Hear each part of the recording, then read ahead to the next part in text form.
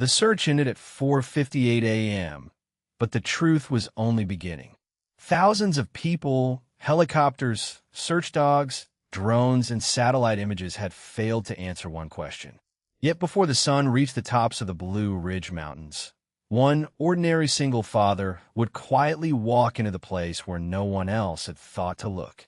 Every major network carried the same breaking headline across America that cold October morning. Olivia Bennett, the 35-year-old billionaire CEO of Bennett Global, had officially been declared missing after her private helicopter disappeared during a violent storm the previous evening. Search crews had covered nearly 200 square miles across western North Carolina. The National Guard had flown until weather forced them back. Volunteers had spent the entire night combing forests, trails, and riverbanks. Experts now believed there was little chance anyone could have survived alone through the freezing mountain darkness. Television anchors lowered their voices as if speaking more softly might somehow soften reality. Across boardrooms in New York, coffee shops in Chicago, ranches in Montana, and quiet neighborhoods outside Atlanta, millions watched the announcement that the largest search operation in recent state history had officially shifted from rescue to recovery. Nearly everyone accepted the conclusion. Nearly everyone except a little girl standing outside a weathered log cabin tucked against the eastern ridge of the mountains. 9-year-old Emma Brooks wrapped both hands around a mug of hot cocoa while her father, Nathan Brooks, knelt beside a small camp stove preparing breakfast before sunrise. The air carried the sharp scent of pine needles and damp earth left behind by the night's heavy rain. Nathan preferred mornings before the world woke up. They reminded him that silence could still exist somewhere. His cabin sat miles away from the nearest highway. Surrounded by forests, he had spent years learning one trail, one creek, one rocky overlook at a time. Most people knew him only as the quiet carpenter who repaired old cabins and barns throughout the county. Few knew he had once spent years leading mountain rescue missions before walking away from that life forever. Emma looked toward the distant ridgeline, where a thick morning fog rolled slowly between dark pine trees. She frowned, squinting through the pale gray light. "Dad," she whispered. Nathan continued pouring pancake batter onto the cast-iron skillet without looking up. Do you see that?" He followed the direction of her finger. At first there was nothing except drifting fog. Then, just for a heartbeat, something flashed deep inside the forest. It wasn't sunlight. The sun had not risen yet. It wasn't lightning. The storm had already passed. The faint pulse appeared once, disappeared, then appeared again from almost the exact same spot. Nathan slowly set down the spatula. His expression changed so slightly most people would have missed it, but Emma noticed immediately. She had learned long ago that her father became very quiet whenever something didn't make sense. He stood without another word, staring toward the mountains while the distant television inside the cabin continued repeating the same sentence over and over. Authorities believe no survivors remain. Nathan never answered the broadcast. He simply reached for the worn backpack hanging beside the cabin door, his old compass resting inside exactly where he had left it years ago. Nathan Brooks had learned long ago that mountains almost never lied. People did. Reports did. Assumptions certainly did.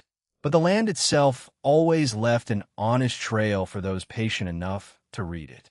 He slipped the compass into his jacket pocket, tightened the straps on his faded backpack, and quietly checked the small emergency kit he had not touched in nearly 6 years.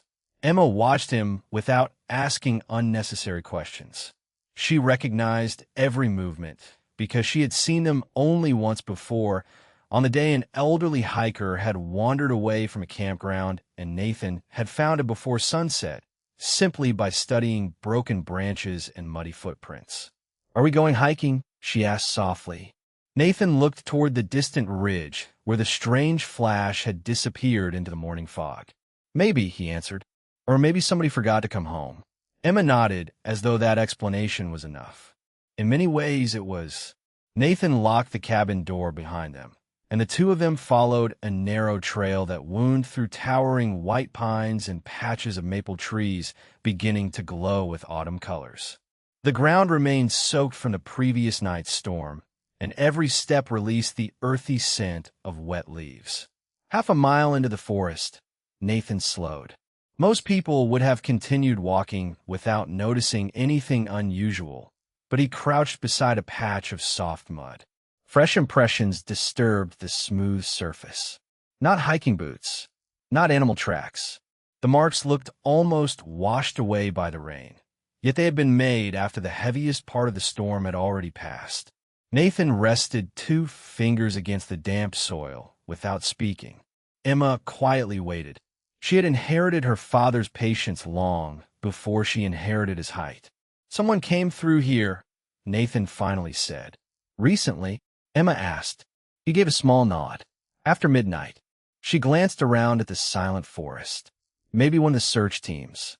Nathan did not answer immediately. Instead, he stood and looked higher toward the ridge. Search crews usually left bright ribbons, boot prints from several people, tire tracks, or radio markers. This trail held none of those. Just one set of uncertain signs that seemed strangely isolated. They continued climbing.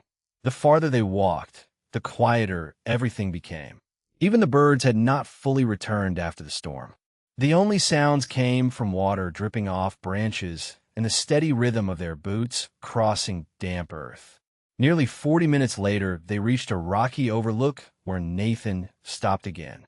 From there, he could see miles of forest stretching beneath the fading fog.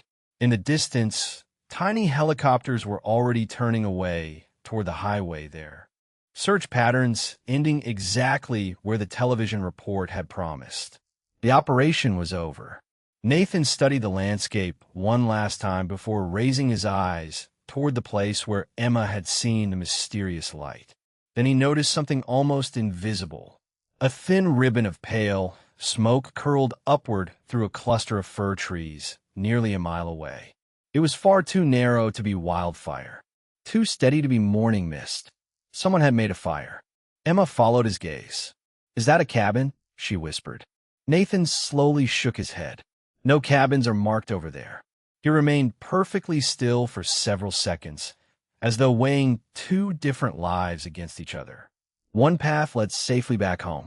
The other disappeared into a section of wilderness that even experienced hikers rarely entered. Finally, he adjusted the backpack on his shoulders and quietly said, "Stay close to me. From this point on, we stop assuming anything." Nathan led the way off the marked trail, choosing each step with the quiet confidence of someone who understood that the mountains rewarded attention, not speed.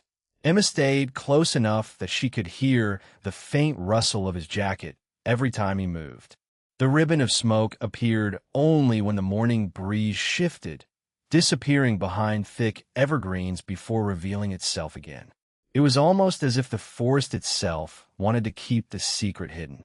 After another 20 minutes, Nathan raised one hand, signaling Emma to stop.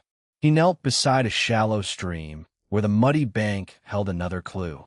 This time the evidence was clearer. A narrow footprint pressed into the wet earth beside a broken branch. The sole pattern did not resemble heavy rescue boots. It matched the kind of outdoor shoes someone might wear while traveling, not surviving. Nearby, a strip of dark blue fabric clung to a thorn bush, fluttering gently in the breeze. Nathan carefully removed it without tearing the fibers. The expensive material felt completely out of place in the wilderness. Emma looked at the cloth. "Do you think it belongs to the lady everyone is talking about?" Nathan studied the torn edge before slipping it into his pocket. "I think it belongs to someone who came through here in a hurry." They crossed the stream using a fallen log, and the terrain became steeper. Moss-covered boulders rose between towering pines, while dense rhododendron bushes narrowed the path until it almost disappeared. Nathan paused every few minutes, not because he was tired, but because he was listening. Water running over rocks, wind moving through branches, a distant woodpecker. Everything sounded natural until he heard something else. very faint. 3 short metallic taps carried through the trees, followed by silence. He closed his eyes for a moment. Then it came again. Tap, tap, tap. Not random. Not made by the wind. Emma looked at him. Did you hear that? Nathan nodded once. Someone is trying to make noise without wasting energy. They changed direction immediately. The sound grew slightly stronger with every 100 yards until the forest suddenly opened into a small clearing hidden between enormous granite outcrops. There, half concealed beneath fallen branches and torn canvas, rested part of the missing helicopter. It was far smaller than Nathan had imagined from the news reports. The main body had settled against the slope, shielded from the air by thick tree cover that would have made it nearly invisible from above. Rainwater dripped steadily from twisted metal, while scattered luggage lay untouched among the leaves. Emma instinctively reached for her father's hand. Nathan scanned the entire clearing before taking another step. Years of rescue work had taught him that finding the wreck was never the same as finding the people. He noticed a line of disturbed leaves leading away from the aircraft toward the deeper woods. Whoever had made them had not wandered aimlessly. They had moved with determination. Then the metallic tapping echoed once more, closer now, followed by a weak human voice carried through the trees by the morning wind. Nathan could not make out the words, but he recognized something far more important. Hope had not disappeared from these mountains after all.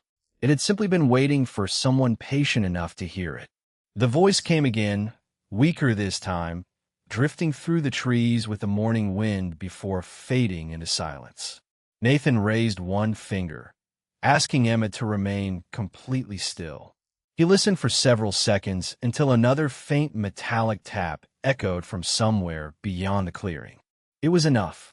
Whoever was making that sound wanted to be found. Nathan stepped carefully around the scattered debris, avoiding anything that might shift beneath his boots. Years ago, he had learned that rushing toward hope could sometimes destroy it. The disturbed leaves continued beyond the damaged aircraft, forming a narrow path that climbed gently between moss-covered rocks. Whoever had walked there had stopped often, leaving small impressions where they had leaned against tree trunks or knelt to catch their breath. Nathan noticed something else. The trail was surprisingly straight. It did not wander in confusion the way most lost hikers did.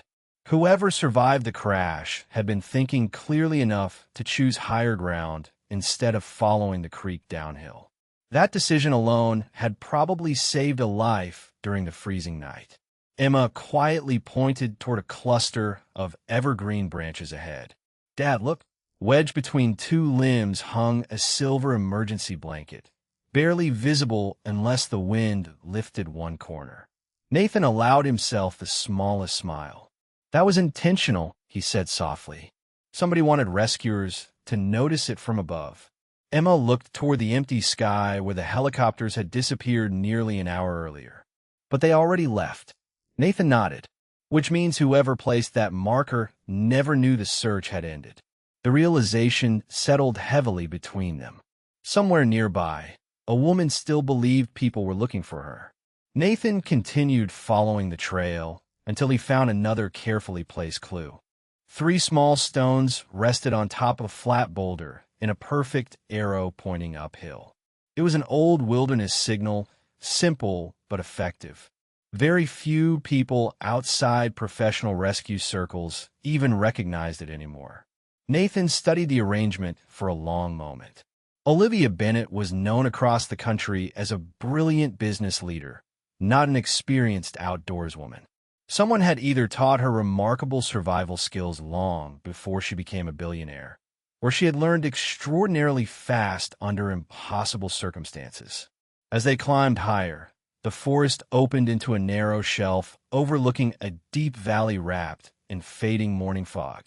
A small fire pit sat near the edge, its ashes still warm beneath a layer of damp pine needles.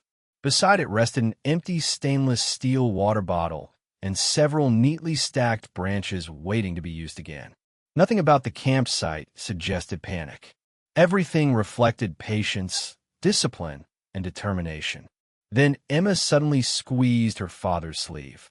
Nathan turned his head and finally saw her. Sitting beneath the shelter of a massive white pine, wrapped in a silver emergency blanket, was a woman with mud on her jacket and exhaustion written across her face. She looked far different from the polished executive the world knew from magazine covers and television interviews. Yet her posture remained surprisingly composed. When she noticed Nathan and Emma standing quietly between the trees, relief filled her eyes before a tired smile slowly appeared. She did not ask who they were. She did not ask whether the rescue helicopters had returned. She asked only one question in a calm voice that barely rose above a whisper. Did they finally find me? For the first time since leaving the cabin, Nathan allowed himself to breathe a little easier. He had expected to find fear, confusion, perhaps even panic. Instead, Olivia Bennett sat beneath the towering pine with remarkable composure, her silver emergency blanket wrapped tightly around her shoulders against the cold mountain air. Her face was pale from exhaustion. Strands of chestnut hair escaped from what had once been a carefully arranged style, and the sleeve of her weatherproof jacket was torn where rough branches had caught it during the night. Yet her eyes remained steady. They belonged to someone who had spent years making difficult decisions without showing uncertainty. Nathan knelt a respectful distance away before answering her question. "Yes," he said quietly. "Someone found you." Olivia closed her eyes for only a second. It was not the reaction of someone overwhelmed by emotion. It was the expression of someone finally allowing herself to stop carrying the weight alone. Emma stepped forward, holding the insulated bottle from her backpack. "My dad made hot chocolate this morning," she said with a shy smile. "It is not very hot anymore, but it is still warm." Olivia accepted the bottle carefully with both hands. "Thank you," she whispered before taking a small sip. The warmth seemed to return more than comfort. It reminded her that ordinary kindness still existed beyond boardrooms and headlines. Nathan quietly examined the campsite while Olivia rested. Every detail caught his attention. The fire had been built against a natural rock wall to block the wind. Fresh pine boughs insulated the ground beneath the blanket. Rainwater had been collected using part of the damaged helicopter canopy. Several strips of bright fabric hung from nearby branches at different heights to increase the chance of being spotted from the air. None of it happened by accident. "You stayed busy," Nathan observed. Olivia looked toward the small shelter she had built. Waiting without doing something felt worse than the cold. Nathan nodded. He understood that answer better than she realized. Emma wandered only a few feet away before stopping beside a flat rock. "Dad," she called softly. "Someone stacked these sticks and arrows, too." Nathan walked over and immediately recognized the pattern. Every arrow pointed away from the crash site toward the campsite. Whoever created them wanted rescuers to avoid wasting time searching in circles. Olivia noticed his expression. "Did I do something wrong?" she asked. "No," Nathan replied. "You probably saved your own life." She looked surprised. "I only remembered something my grandfather taught me when I was little. He loved camping more than business meetings." Nathan smiled faintly. Good lessons usually outlive the people who teach them. As he prepared the satellite emergency beacon from his backpack, his eyes drifted toward the valley below.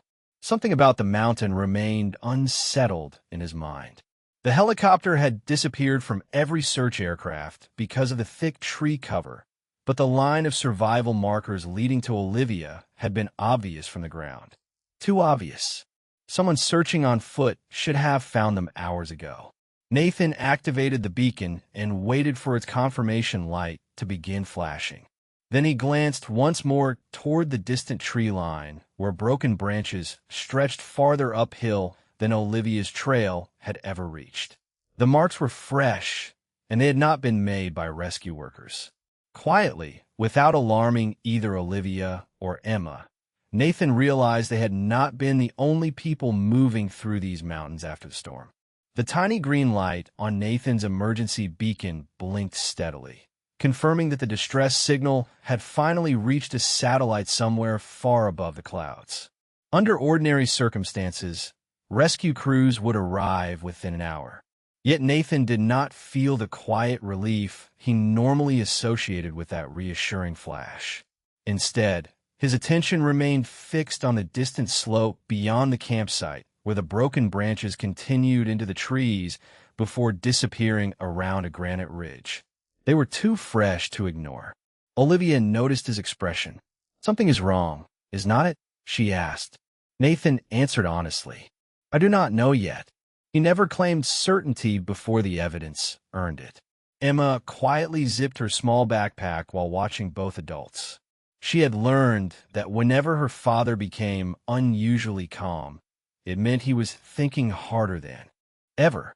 Nathan walked several yards beyond the campsite, careful not to disturb the ground more than necessary. The rain had softened the forest floor just enough to preserve details. A second trail crossed Olivia's route at an angle. Larger footprints, different tread pattern. The impressions were incomplete, but one thing stood out immediately. Whoever left them had not been climbing toward the wreckage. They'd been coming down from higher ground after the storm had already passed. Nathan slowly followed the line for 20 feet before stopping beside a low branch. A bright orange strip of survey tape had been tied around it. Not search and rescue tape. It lacked the printed identification normally used by official teams. Someone had marked this location for another reason.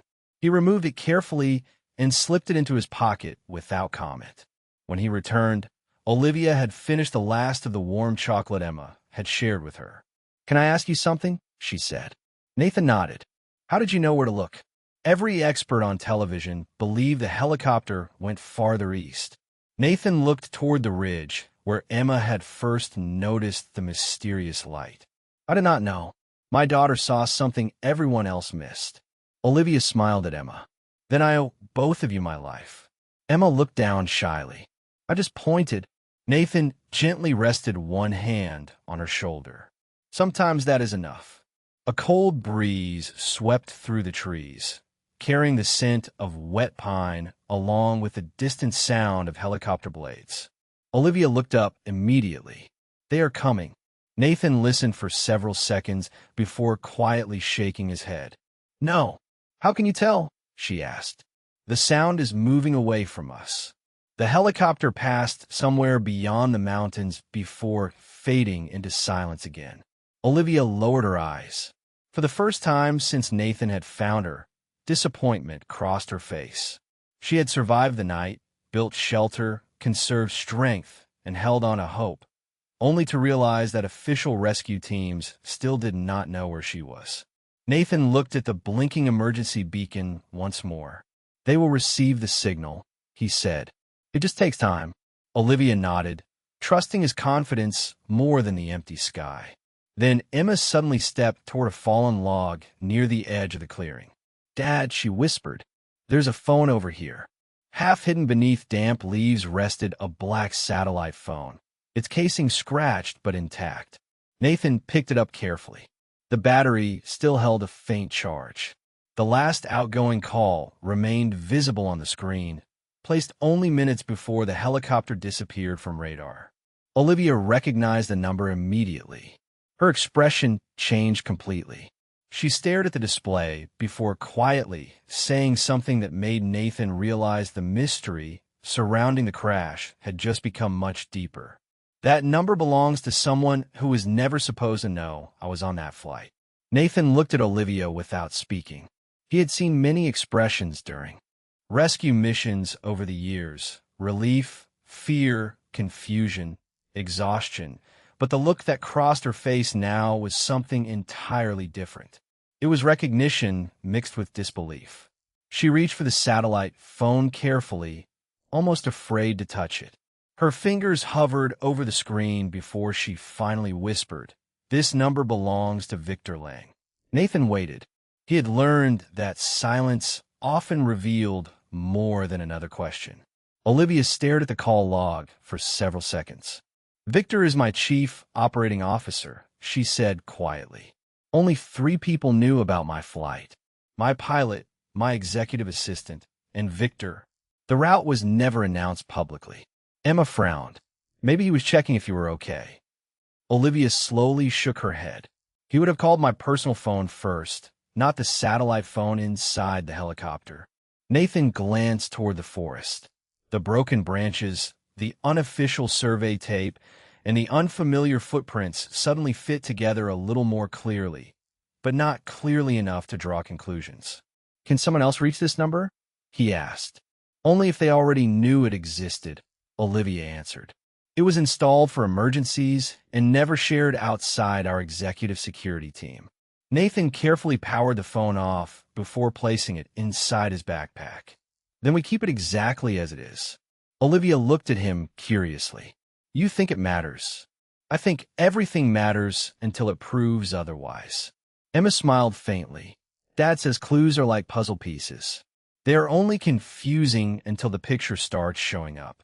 Olivia looked at the little girl for a long moment before quietly laughing for the first time since the crash. The sound was soft and tired, yet genuine.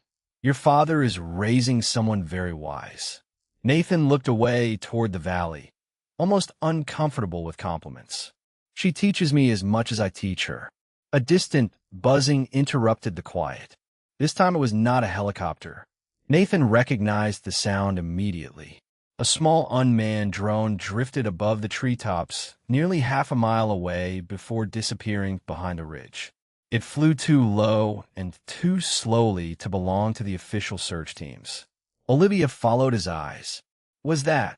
Yes, Nathan answered calmly. Someone else is searching. Emma looked up nervously. For us. Nathan did not answer immediately. Instead, he removed a lightweight camouflage tarp from his backpack and quietly covered the reflective emergency blanket that had made Olivia so visible against the forest floor. Until we know who is flying that drone, I would rather not announce exactly where we are. Olivia watched him work with efficient, practiced movements. You have done this before. Nathan finished securing the tarp before replying. A long time ago. She studied his face more carefully than before. There was no panic in him, no need to prove himself, only quiet discipline shaped by experiences he clearly preferred not to discuss. She suddenly remembered something she had read years earlier while donating to a National Mountain Rescue Foundation. One photograph had shown a team leader receiving an award after coordinating dozens of successful rescues before unexpectedly resigning. The article had described him as one of the finest search specialists in the country. Olivia looked at Nathan again, comparing the memory with the quiet carpenter standing in front of her. Then, almost to herself, she whispered, I think I know who you really are. Nathan did not answer Olivia's quiet observation. Instead, he adjusted the camouflage tarp one last time, before scanning the tree line with the same calm attention he had shown since stepping into the forest that morning. The distant drone had disappeared, but that did not mean it had gone far. It simply meant someone else had become patient. Nathan respected patient people because they were usually the most dangerous to underestimate. Olivia watched him in silence before speaking again. 7 years ago, the National Mountain Rescue Foundation honored a team leader named Nathan Brooks after he coordinated the rescue of more than 80 people during a series of winter storms. 6 months later, he resigned without giving a public explanation. I donated to the foundation that year. I remember the photograph. Nathan lowered his eyes for a moment. Photographs never tell the whole story. Emma reached for his hand. She knew the subject before either adult said another word. Nathan gently squeezed her fingers. My wife, Sarah, was part of our rescue team, he said quietly. During one mission, the weather changed faster than anyone predicted. We brought everyone else home. His voice stopped there. He never explained what happened next because he never needed to. The silence carried the rest. Olivia understood immediately. Money had introduced her to countless successful people, but very few who carried grief without turning it into bitterness. Nathan had built a completely different life, not because he had failed, but because he had survived. I am sorry, she said softly. Nathan gave a small nod. Emma deserved a father who was present more than the mountains deserved another rescuer. Emma smiled up at him. And I got the best one. Olivia looked away toward the valley, blinking back unexpected emotion. Board meetings had never prepared her for conversations like this. At Bennett Global, every problem came with spreadsheets, forecasts, and negotiations. Here, surrounded by quiet trees, the most valuable thing anyone had offered her was a cup of cooling hot chocolate and honest company. A sharp electronic chirp suddenly broke the silence. Nathan pulled the emergency beacon from his pocket. The confirmation light had changed color. The Rescue Coordination Center had acknowledged their exact location. Within minutes, the faint sound of helicopter blades echoed once again across the mountains. This time Nathan listened carefully before allowing himself the slightest smile. They found the signal. Olivia released a slow breath she had been holding since the previous evening. Emma clapped her hands once before remembering they were still trying to remain unnoticed. Nathan looked toward the clearing where the helicopter would eventually have room to approach. Stay here until I know who steps off that aircraft. Olivia looked confused. You think it might not be the rescue team? Nathan answered with complete honesty. I think assumptions have been wrong since this started. The sound of the approaching helicopter grew steadily louder, bouncing between the ridges until sunlight finally broke through the clouds for the first time that morning. As the aircraft emerged above the treetops, Nathan immediately noticed the familiar markings of the State Rescue Service painted across its side. Relief spread across Emma's face. Olivia closed her eyes in gratitude. Yet Nathan kept watching one detail that no one else noticed. Far beyond a rescue helicopter, nearly hidden against the horizon, the small, unidentified drone quietly turned away and disappeared, as though whoever had been watching had just realized they were too late. The rescue helicopter settled into the clearing with careful precision, its blades sending autumn leaves swirling across the forest floor before gradually slowing to silence. Two state rescue specialists stepped out first, followed by a flight medic carrying a medical pack. Nathan remained beside Olivia until they reached her, then quietly stepped back, allowing the professionals to do their work. The lead rescuer looked at Olivia, then at Nathan, before recognition slowly crossed his face. "Nathan Brooks?" he asked. Nathan simply nodded. The man smiled with genuine respect. "I should have guessed. We searched this mountain all night, and somehow you still found the one place we missed." Nathan glanced toward Emma instead of accepting the compliment. She saw the light first. The rescuer looked down at the little girl. "Then you make a pretty good search team." Emma smiled shyly and moved closer to her father. As the medic confirmed that Olivia was stable enough for transport, news helicopters began circling at a respectful distance above the valley. The story that America believed had ended hours earlier was beginning again, this time with a very different ending. Before boarding the aircraft, Olivia turned toward Nathan. "Please come with us," she said. "There will be reporters, investigators, and more questions than I can answer alone." Nathan shook his head gently. "They need you. My daughter needs breakfast." Olivia looked at him for a long moment before smiling. It was the first smile that reached her eyes since before the flight. "You really are different from everyone I know." Nathan adjusted Emma's backpack and replied quietly, "Most people already have enough in their lives without trying to become someone else."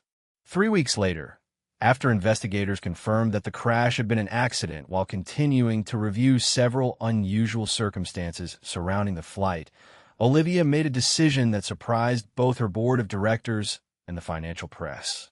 Instead of announcing another corporate acquisition, Bennett Global pledged the funding to build a new mountain rescue training center in western North Carolina. She insisted that the building carry only one name: Sarah Brooks Mountain Rescue Institute. When reporters asked why, the center honored someone the public had never heard of. Olivia answered simply, "Because some heroes are remembered by headlines, and others are remembered by the lives they quietly changed." She drove to Nathan's cabin herself a few days after the announcement, without cameras, without security, and without an executive schedule waiting in the back seat. Emma opened the front door before Nathan could reach it. "You came back," she said with a grin. Olivia held up a paper bag from a small bakery in town. "I was told somebody here likes cinnamon rolls." Emma laughed and welcomed her inside as though she had always belonged there. Nathan poured 3 cups of coffee and hot chocolate while the morning sun filled the cabin kitchen. No one mentioned billion-dollar companies. No one discussed board meetings or television interviews. They talked about hiking trails, school projects, and the first snow that would soon cover the mountains. Sometimes the greatest fortune in the world is not measured by the size of a company or the balance in a bank account. Sometimes it begins with a little girl who notices a light that everyone else overlooks, a father who never stops believing that hope deserves one more search, and a woman who finally discovers that the people willing to save your life are often the ones who never ask for anything in return.